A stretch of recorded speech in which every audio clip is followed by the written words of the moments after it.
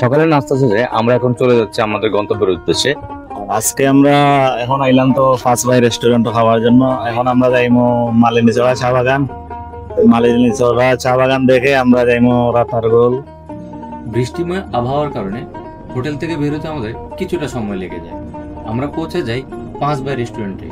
ছেলেটা ফান্সি রেস্টুরেন্টের মতো 5 বাই রেস্টুরেন্টও যথেষ্ট বিখ্যাত।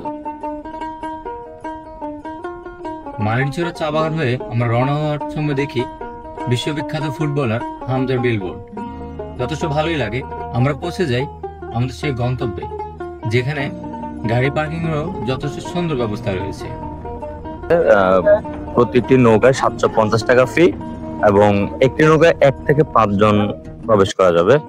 আর এখানে ঠিক বাংলাদেশ পরিবেশ ও বন জলবায়ু পরিবর্তন মন্ত্রণালয়ের একটা প্রজ্ঞাপন দেওয়া আছে। আমরা যেই সময়টাতে রাতারগোলে পৌঁছাই তখন পানির স্তর খুবই কম ছিল।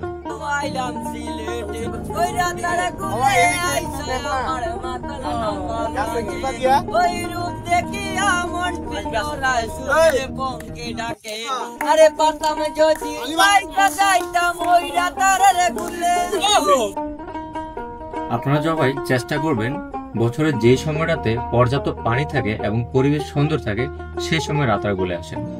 আমাদের মাঝে যিনি ছিল উনি আমাদেরকে যথেষ্ট সুন্দর গান শুনিয়েছিল এবং এই যে অবস্থাটি দেখুন, সে নৌকাটি একদমই ঘোরাচ্ছিল এবং একটি ভিডিও করে দিচ্ছিল।